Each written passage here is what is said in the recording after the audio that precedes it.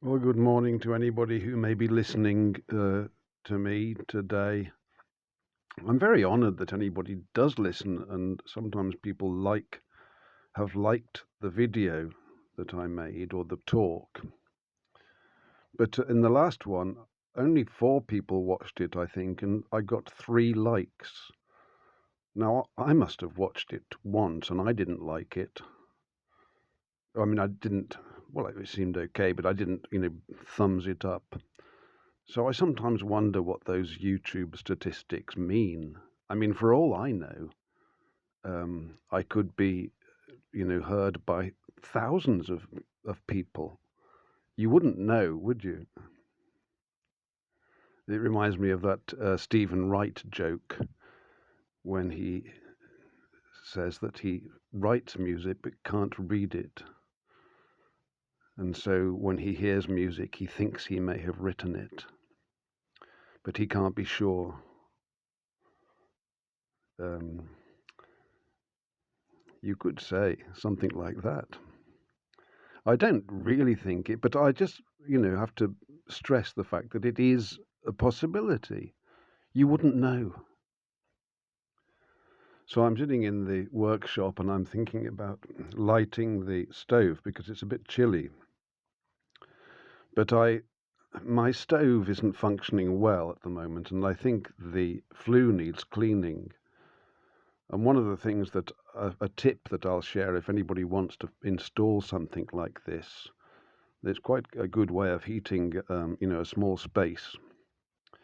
But the small diameter flue, I think this is, I don't know whether it's 7 centimeters or something like that, or even 6.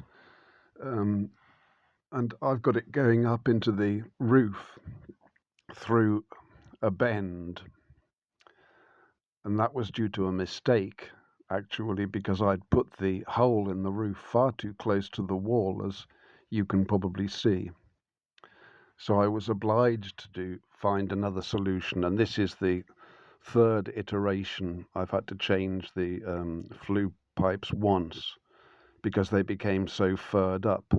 And this is the issue, that the small diameter flue pipe, it quickly becomes blocked and needs to be cleaned regularly.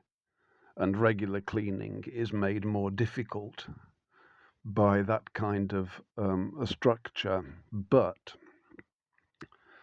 I think that the bend is good because you've got more flue in the workshop, so it's heating better, and you're slightly cooling the fumes before they leave, and before the point at which the roof gasket, is in contact with the flue.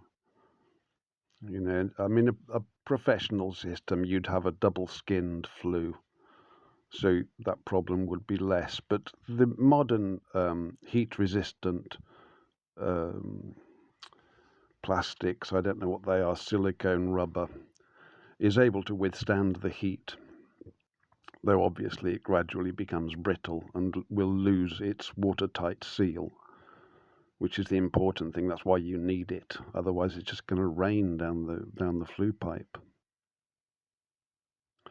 So I'm not, it's a learning experience, I suppose. I know quite a bit now about how to install a flue and in a shed, but I didn't know anything about it when I started. It's worked well, and I'm planning to see if I can get a probe down there rather than dismantling the whole system, which was my customary go-to and is extremely, labor intensive, and you can damage all sorts of things. I wonder whether I can get a probe down there starting from, well, either end really, and then I can tie a scouring pad, a metal scourer, and maybe a rag with some white spirit, and see if I can drag that through the system. That should get rid of a lot of rubbish.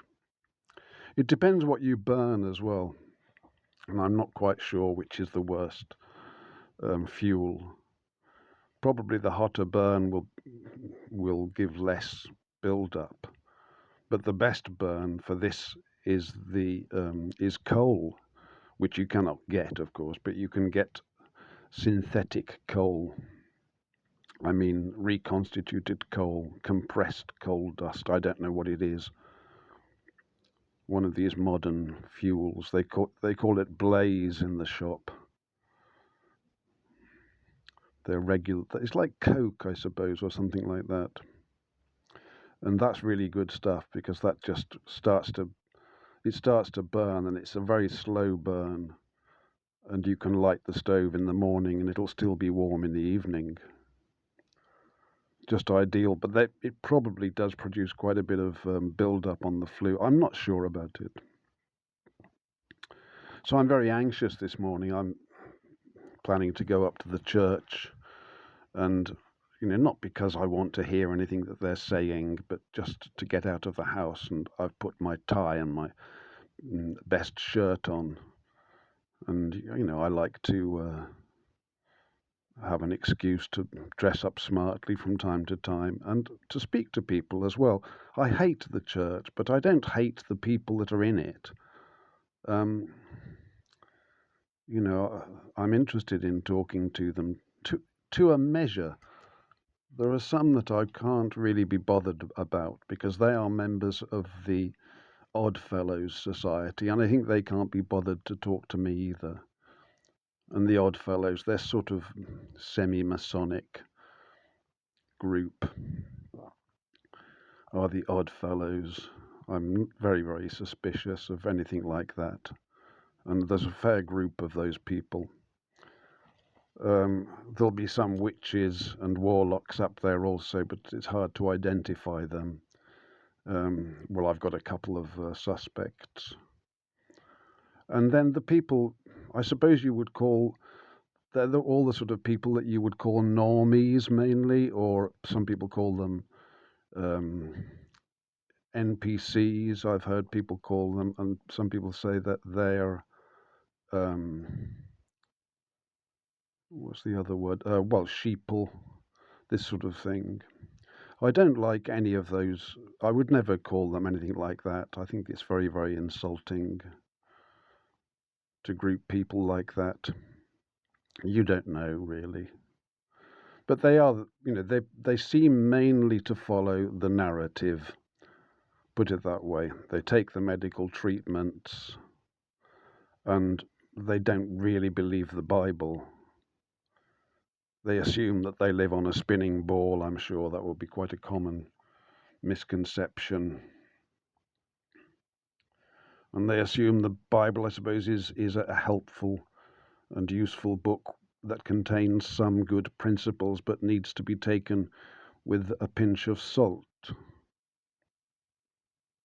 Well, a pinch of salt will do a man good, and a woman. More than a pinch, really. And, it's not, should we say, just the Bible that should be taken with a pinch of salt. So many things that people believe and hear without even thinking twice about it.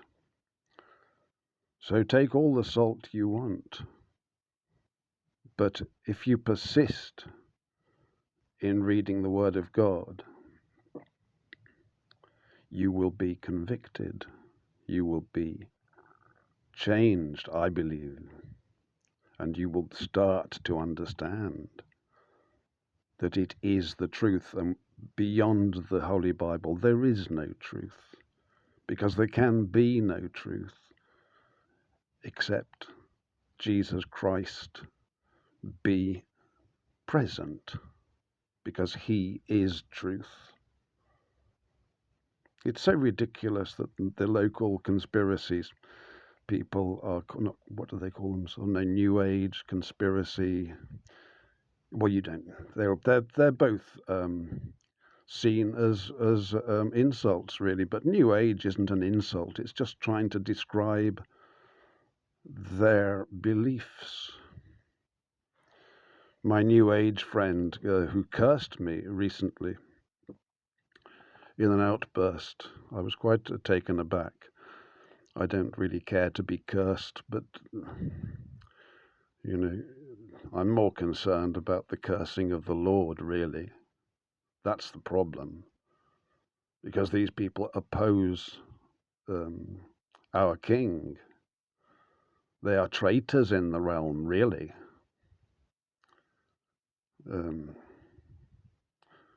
A man could be put to death for that in old Israel, and the law never changes. So great caution needs to be exerted, I think, when calling a group truth juice, and yet the truth is not welcome. It's tolerated, but the truth isn't present. It may be a guest at the table, perhaps, from time to time, but all, assemblies are like that. The church is exactly the same. But at least the church, they do mention Jesus Christ, and from time to time, they do mention the Bible. They might even read a few pages from, not pages, a few verses from the Good News version, which they have, or the Message, which is one that's coming up more frequently now, a more radical translation in modern vernacular, an extremely distasteful piece of literature to my ears. How can you improve the language of the King James Bible? I no longer want to call it a version. I think version is misleading because it's giving it sort of common ground to all the rest of them. The versions were the ones that preceded it. It is the Bible. We know which one it is. The woman preacher who was interrogated me knew exactly which Bible I was talking about. She wanted to get me to say it so that she could use her intellect to oppose me. It's very wicked, really. The people that are doing that, especially in positions of authority in the church, really need to take stock of their actions, I think. It's very dangerous to behave in such a manner. So I don't know. I go up there and I suppose I'll be late if I'm not careful. But, I can talk to people on the ordinary level, and you don't really know what's in a man's heart or what's in a woman's heart. Because the Lord can put me, and has done over the years, put me in unusual situations and put words into my mouth. Because if I were to rely on my own wits, I don't think I would get very far. So it is this morning. I'll see if I can calm down a little bit. I suffer from high blood pressure. This is the problem. So when I go to church, I try not to listen to anything that's being said. I found that some of the things really upset me. And so I just try to concentrate on reading the Bible. And I stand up and sing the hymns, and all the rest of it. And I might smile, look up and smile from time to time, but I suspect that my smile might not be too convincing. And then I go and have a cup of tea, and then I walk home, hopefully without getting into trouble, but you never know what might happen. God bless this morning.